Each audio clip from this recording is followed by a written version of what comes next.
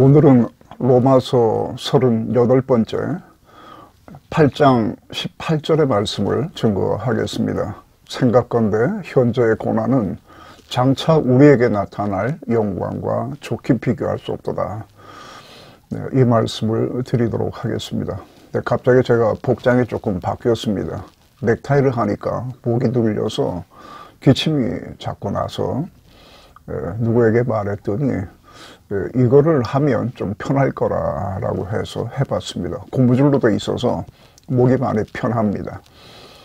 목회자라면은 다 그렇겠습니다만은 저 역시 저의 개인적인 것뿐만 아니라 성도들의 고난의 짐을 어느 정도 같이 져야 했습니다.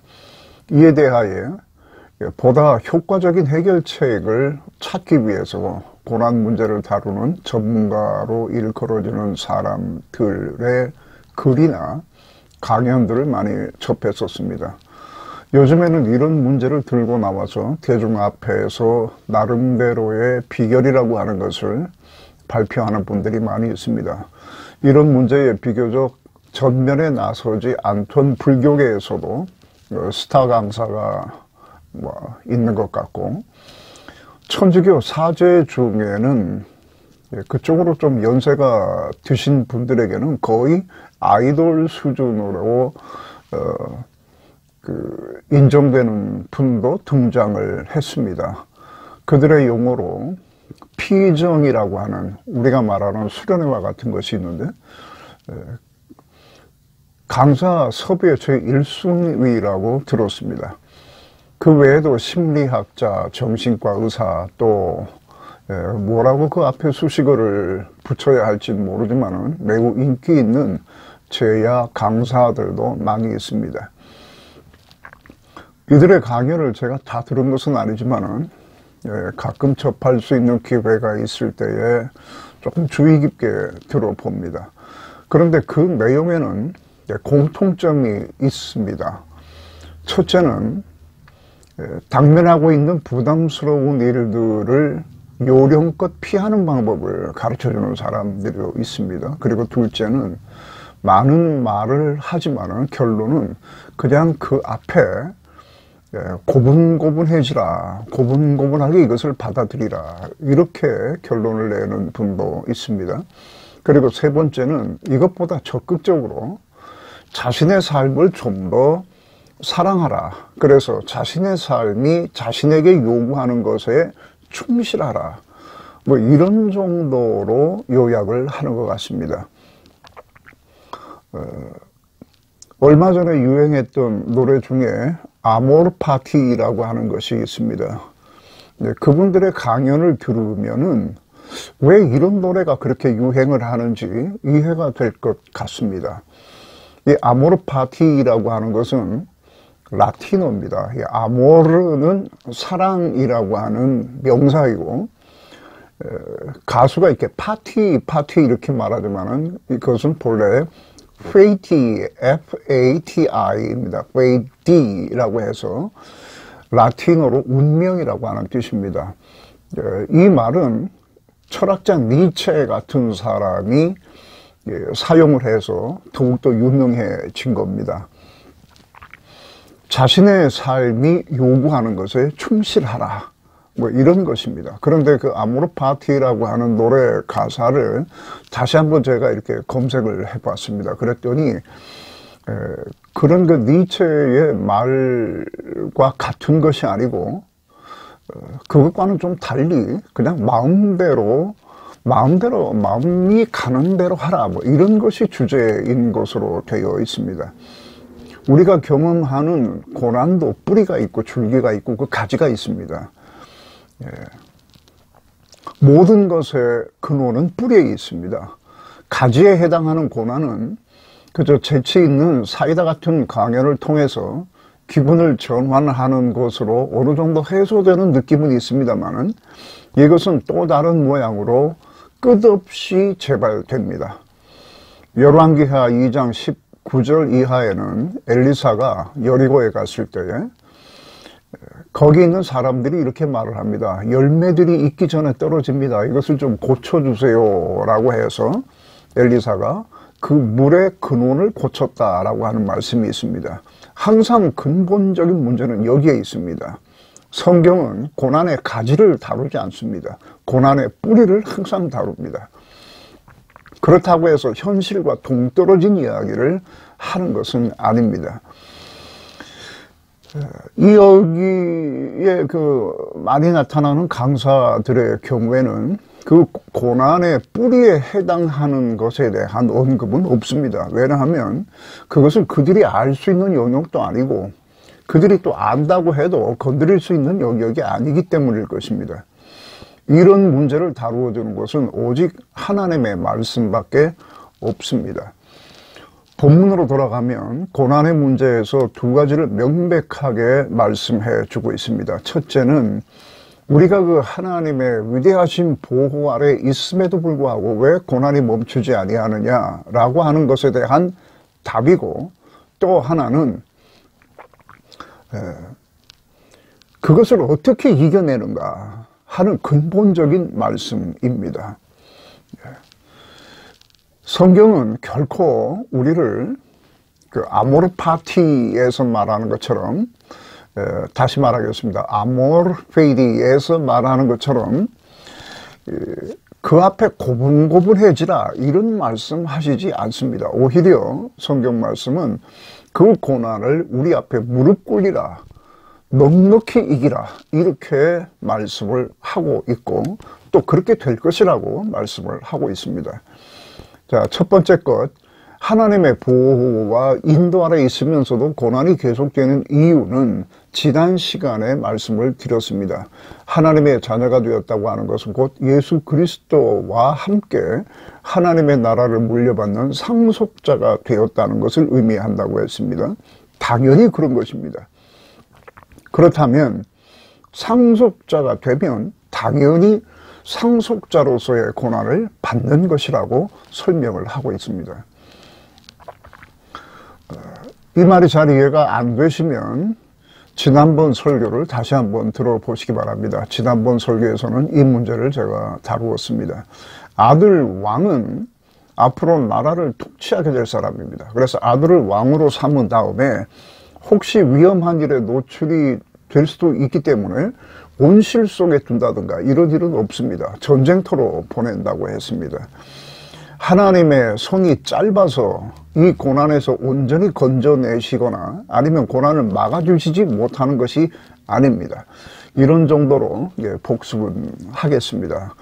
다시 한번 여기에 대해서 좀 더 알고 싶으신 분은 지난번 설교를 참고하시기를 바랍니다. 자, 이제 오늘 본문은 그러면 그 고난이 어떤 것이든지 간에 우리는 그것을 넉넉히 이길 수 있다라고 하는 것을 말씀합니다. 오늘 본문은 현재 고난과 앞으로 나타나게 될 영광과 좋게 비교할 수 없다라고 하는 말로 시작을 해서 꽤 긴 단락이 이렇게 있은 후에 그 마무리에 이렇게 되어 있습니다. 37절에 우리를 사랑하시는 이로 말미암아 우리는 넉넉히 이긴다 이렇게 되어 있습니다. 그러니까 그 긴 단락이 말하고자 하는 것은 어떻게 넉넉히 이길 수 있는가에 대한 답을 주는 것입니다. 여기서 이긴다고 하는 것은 고난 앞에 고분고분해진 것과는 반대로 고난을 우리 앞에 무릎 꿇리게 한다. 고난의 머리를 우리가 콱 밟는다. 이러한 뜻입니다. 멀리서 보면 산이 너무 높아서 그것을 넘어갈 엄두가 나지 않습니다만 사실은 하나님께서 우리를 그것을 넉넉히 넘어갈 수 있게 해 주신다라고 하는 것과 같은 말이라고 할 수 있습니다. 우리에게는 현재의 고난도 있지만 앞으로 예상되는 고난도 있습니다. 예상되는 것으로 끝나는 것이 아니라 그냥 반드시 맞닥뜨리게 되어 있는 고난도 있습니다. 피해갈 수 없는 것들이 있습니다. 생각할수록 위축될 수밖에 없는 것들이지만은 하나님의 자녀들은 그것을 넉넉히 이길 수가 있다고 말씀을 하십니다. 여기서 우리는 단순히 그냥 이 말씀 하나만 가지고 배짱을 키울 게 아니라 말씀을 통해서 이렇게 되도록 가르쳐 주시는 그 원리를 깨달을 필요가 있습니다. 이것이 우리들의 힘의 원천이 될 것입니다. 바울은 여기서 자기 이야기를 통해서 이 진리를 우리에게 설명을 합니다. 첫 번째는 본문 맨 앞에 있는 생각건대라고 하는 말. 이 말이 굉장히 중요합니다. 이것이 넉넉히 이기는 것의 출발 지점입니다. 생각하다라고 하는 말은 헬라 말로 로기조마이라고 하는 동사입니다. 요한이 예수님을 육신이 되신 말씀이라고 할 때에 그 말씀은 로고스라고 하는 말이죠. 그건 뭐 여러분 잘 아실 것입니다.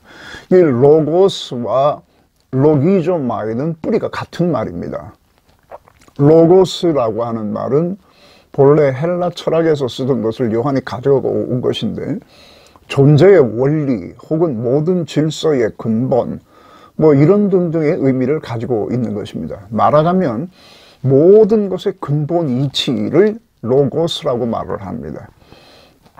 생각하다라고 하는 말이 이 뿌리에서 나온 것이라고 하는 것은 곧 무엇을 의미하는가 하면은 이렇게 근본 이치에서 나온 말이기 때문에 대충 무엇을 추정하거나 느낌이 가는 대로 상상하는 것이 아니라고 하는 뜻입니다. 정확한 진리 기반에서 그것이 말하는 말을 정확히 짚어나가는 것을 생각한다고 말하는 겁니다. 로기조마이라고 하는 말은 그런 의미를 갖습니다. 이것은 사람들이 흔히 생각하는 것처럼 깊이 생각한다라고 하는 뜻도 아닙니다. 사람들은 별 생각 없이 행하는 것은 나쁜 것이고 깊이 생각한 것은 그만큼 가치가 있는 것이라고 여깁니다. 그런데 그렇지도 않습니다. 히틀러가 아무 생각 없이 그런 짓을 했겠습니까? 우리 민족의 역사 속에서 아직도 치유되지 않고 남아있는 상처를 남긴 사람들이 아무 생각 없이 그런 일을 했겠습니까? 생각하고 또 생각하고 앞뒤를 재고 또 그것에 의해서 나타날 수 있는 어떤 여러 가지 변수들을 생각하고 계산한 후에 그렇게 한 것입니다. 깊이 생각을 했지만 출발 지점이 잘못되어 있고 생각을 짚어나가는 과정 속에서 많은 것이 잘못되어 있기 때문에 그런 것입니다. 그러니까 천재적 두뇌를 가지고 있고 깊이 생각했다 하더라도 합당한 결론에 도달하지를 못하는 것입니다. 첫 단추가 잘못됐는데 그 다음에 단추를 끼우면 무슨 소용이 있겠습니까? 바울이 생각했다라고 하는 것은 제가 다시 말씀드립니다만은 본래 자신의 마음속에 들어있던 것에서부터 출발하는 것이 아니라 하나님의 말씀으로부터 출발하는 것입니다. 그리고 하나님의 말씀이 지시하는 대로 그 정확한 과정을 따라가는 것을 의미합니다. 타락한 사람의 마음속에 무슨 선한 것이 들어있겠습니까? 그리고 거기서 무슨 선한 것들이 나오겠습니까? 하나님의 진리의 말씀으로 출발해야 되고 성령의 도우심으로 이것을 그 성령이 놓는 징검다리에 의해서 차분차분하게 그 말씀의 원리에 따라서 어떤 결론을 도출해 나가는 것, 이것을 생각한다라고 하는 말이라고 하는 것을 기억해 두시기를 바랍니다. 그럼 두 번째로, 무엇을 생각했다는 것입니까? 장차 성도들에게 나타날 영광을 생각해 내었다고 말하고 있습니다. 이 말씀을 좀 더 세분해 보면 여기에 장차라고 하는 말과 또 나타나다라고 하는 말에 대해서 좀 설명을 드릴 필요가 있겠습니다. 장차라고 하는 말은 본래 헬라어 성경에는 없는 말입니다.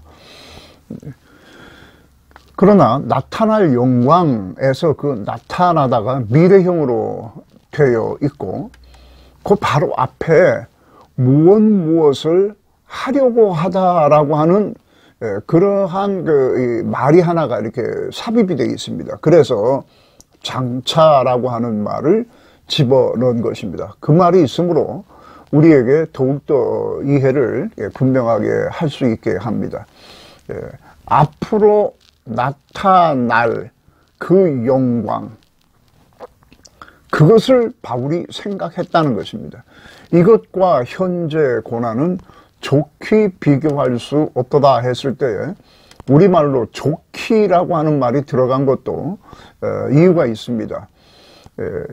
본래 본문에는 이렇게 되어 있습니다. 현재 고난은 장차 나타날 영광과 비교할 가치조차 없도다 이렇게 되어 있습니다.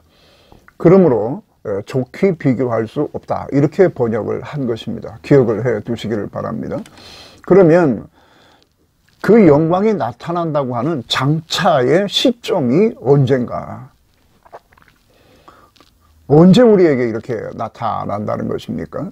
머지않은 장래, 몇 년 후를 의미합니까? 아니면 그보다 좀 더 멀리 잡아서 하나님께서 부르실 날이 임박한 어떤 그 노후를 말하는 것인가? 그렇지는 않은 것 같습니다. 여기 나타나다라고 하는 말을 보면 이것은 분명히 우리가 육신을 벗고 하나님의 보좌 앞에 서는 그때를 의미하는 것으로 보입니다. 그 전에는 우리가 그 영광을 볼 수는 있어도 마치 옛날 사람들이 쓰던 거울, 그 동으로 만든 거울, 그래서 거울이긴 하지만은 좀 희미하게 보이는 그러한 거울, 그러한 거울로 보는 것 같이 희미하게는 볼 수 있습니다. 마치 우윳빛 유리를 통해서 아름다운 경치를 보는 것처럼 그렇게 알 수는 있습니다. 그런데 여기서 나타나는 이 말, 나타나다라고 하는 이 말은 요한계시록에서 사용된 계시와 같은 말인데, 이것은 우윳빛 유리 같은 것을 통해서 보는 것이 아니라 그 유리가 완전히 제거되어 버린 상태, 반투명의 어떤 커튼을 통해서 이렇게 본 것이 아니라 그 커튼이 확 열려버린 그러한 상태를 말합니다. 포장지를 이렇게 벗겨버리는 것 같은 그런 것을 의미합니다.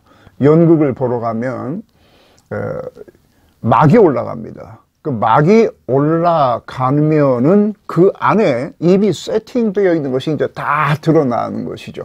이런 것을 나타난다라고 말을 하는 것입니다. 확연하게 모습을 드러내는 것. 그래서 이것을 우리가 육신을 벗고 난 이후로 보는 것입니다. 바울은 하나님께 부름을 받기 전에도 다른 사람들에 비해서 비교적 그 영광에 대해서 잘 알고 있었습니다. 그 영광은 하나님의 영광을 말합니다. 모호한 영광이 아니고 하나님의 영광을 말합니다. 그것이 얼마나 아름답고 눈부신지 요한계시록 21장 2절에는 남편을 위하여 새 단장을 한 신부 같은 새 예루살렘이 내려오더라 라고 표현을 합니다. 내려온다라고 하는 것은 이 지상에 그것이 이루어진다라고 하는 말을 의미하는 것이 아니라 뭔가가 우리의 현실 속에 이루어지는 것을 의미할 때 나타내는 표현입니다. 그들이 경험한 것 중에 가장 아름다운 것을 표현할 수 있는 방법이 새 단장을 한 신부, 이것이죠. 그 이상의 표현이 있었다면 그걸 썼을 것입니다. 또 언제 풍랑이 일지 알 수 없는 바다가 다시는 있지 않더라, 이렇게 또 표현을 하고, 또 바다를 말하면서도 유리 같은 바다, 풍랑이 전혀 없는 유리와 같은, 그 유리는 glass를 의미한 겁니다. 그 유리 같은 바다라고 표현을 했습니다. 고통과 눈물이 없다. 뭐 그냥 없나 보다 이렇게 생각하면 간단합니다만은 이것을 좀 더 깊이 생각을 하게 되면 고통과 눈물의 뿌리, 고통과 눈물의 씨앗조차 없어졌다고 하는 것입니다. 바울은 그 영광에 대해서 부분적이고 혹은 흐릿하겠지만은 그것을 이미 다른 사람보다 많이 알고 있었던 것 같습니다. 바울은 다메섹으로 가던 길에서 영광의 주님을 보았습니다. 어찌나 그것이 강력하던지 눈이 멀어버렸다고 했습니다. 잠깐 본 것입니다만은 그것에 사로잡혀서 그는 평생을 살았습니다. 주님께 봉사하면서 그 세계에 대해서 증거하면서 살았습니다.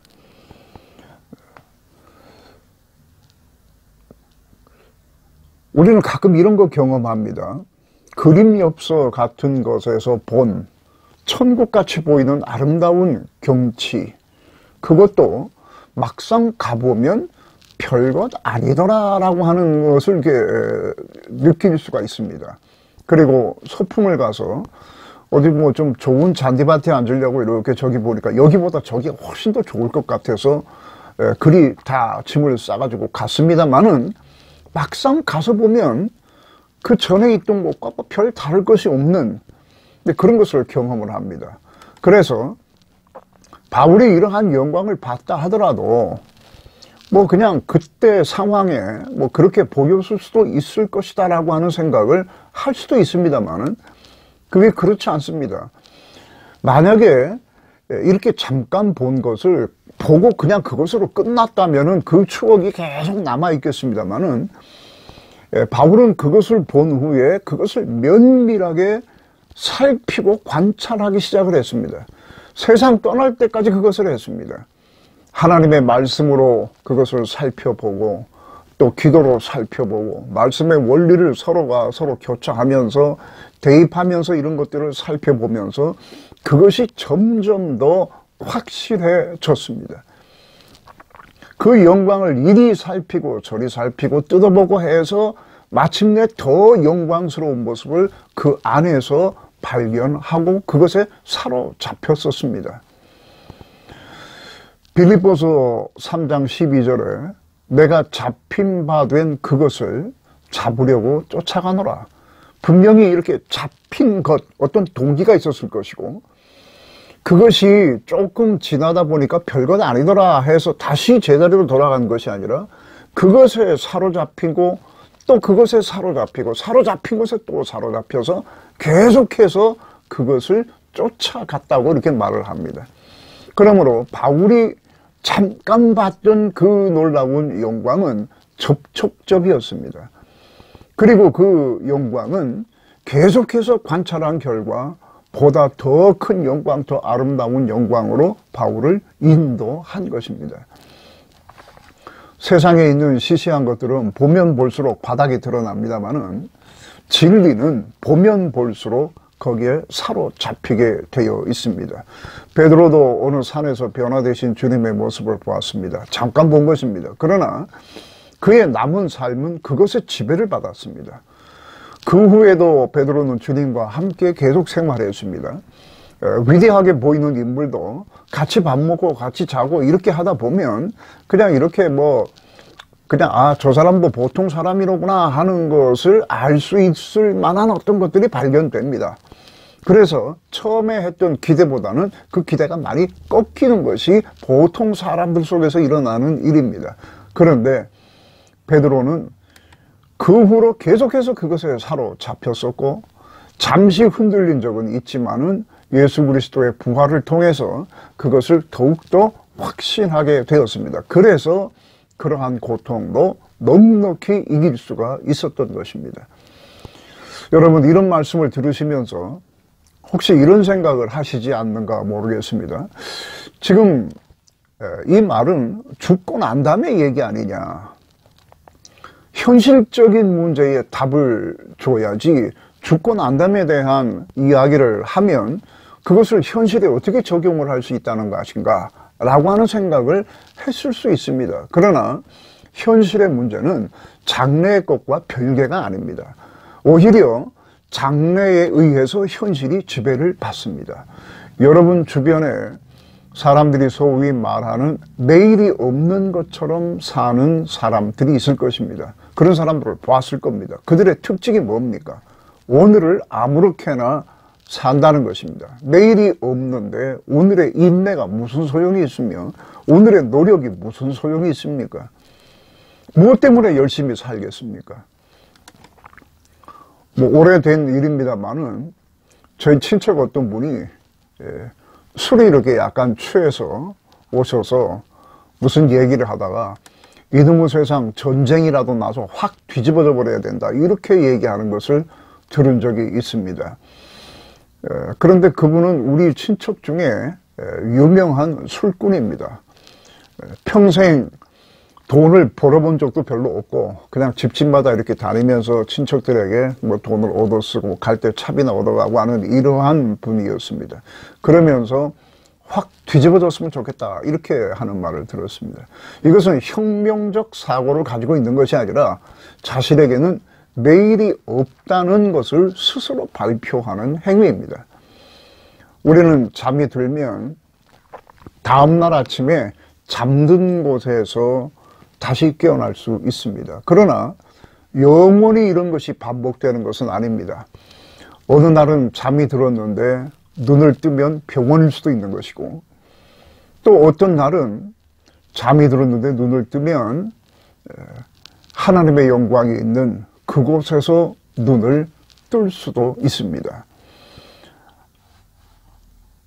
그곳에는 하나님의 찬란한 보좌가 있고 먼저 가신 24장로가 그 앞에서 세세토록 찬양하고 있고 주님이 일어나 손을 벌려서 이렇게 환영하시는 그곳입니다. 거기에서 깨어날 수 있습니다. 저는 어릴 때 부모님과 먼 길을 가면 자꾸 도중에 잠이 들었습니다. 저희 어머니가 자지 말라 이렇게 말하고 뭐 그냥 자면 내버리고 간다 이런 말씀도 하셔서 혹시 내가 잠이 들면 우리 어머니나 아버지가 그냥 놔두고 기차에서 내릴 수도 있다라고 하는 생각이 들어서 잠을 자지 않으려고 애를 썼지만 그 뭐 어린애가 그게 됩니까? 그냥 잠이 들어버립니다. 그러나 눈을 뜨면 항상 우리 집이었습니다. 눈을 뜨면 낯선 병풍이 이렇게 쳐져 있는 것이 보이고 벽에 빙빙 돌아가는 이런 그 시계가 있었는데 그 시계가 보이고 우리 집 특유의 그 반찬 냄새가 났습니다. 그리고 늘 덮었던 그 따뜻한 이불, 목화솜으로 된 그 따뜻한 이불이 이렇게 덮여져 있었습니다. 사람들은 죽음을 무슨 어두운 터널로 들어가는 것으로 생각을 합니다. 그 터널 끝에 무엇이 있는지를 모르기 때문에 두렵습니다. 시커먼 동물 같은 곳으로 빨려 들어가는 것인지 아니면 끝도 없는 낭떠러지 위로 떨어질지 불안하기만 합니다. 그러나 예수 안에 있는 속량으로 의롭다함을 받고 하나님의 자녀요 상속자가 된 자들은 어두운 터널로 해서 뭔가 시커먼 곳으로 끌려 들어가는 것이 아니라 현재의 고난과는 좋게 비교할 가치도 없는 찬란한 영광으로 한 발 한 발 다가가고 있는 것입니다. 성경은 우리에게 이것을 매우 분명하게 단호하게 말씀하고 있습니다. 이것은 우리에게는 내일 정도가 아니라 영원한 영광이 기다리고 있다고 하는 것입니다. 이것을 현재와 비교할 수 있는 사람은 오늘의 삶이 달라집니다.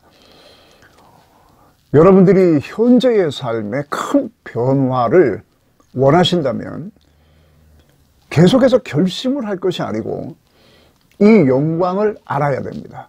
그리고 그 영광 아래에서 자신을 생각할 줄을 알아야 합니다. 그래야 우리의 삶이 바뀝니다.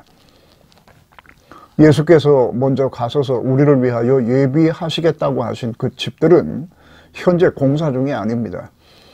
이제 지금 창문 끼우고 있고 지붕 덮고 있고 타일 붙이고 이렇게 있는 것이 아니라 이미 완성되어 있습니다. 나타날 것이다 라고 하는 말은 이게 만들어진다는 말이 아니라 이미 다 만들어진 것이 마치 막이 올라가면 연극을 위해서 세팅이 다 되어 있는 것이 눈에 이렇게 들어오듯이 다 되어 있는 것이 우리 앞에 모습을 드러낼 것이다. 확연하게 모습을 드러낼 것이다 라고 하는 그런 말입니다. 현재의 고난을 넉넉히 이기는 방법 중에 하나는 장차 우리에게 나타날 영광을 깊이 아는 것입니다. 그것도 상상의 날개를 치면서 뭔가 좋은 것을 상상하는 것이 아니라 연상하는 것이 아니라 말씀에 따라서 말씀이 놓는 징검다리를 하나하나 밟아가면서 말씀이 원하는 말씀이 제공하는 것들을 따라갈 때에 얻는 결론, 이것이 우리를 지배해야 합니다. 내일이 있는 자와 내일이 없는 자의 삶은 근본적으로 다릅니다. 하늘의 영광에 대한 소망이 여러분들의 현재를 넉넉히 가치 있게 만들 수 있게 되기를 주의 이름으로 축원합니다.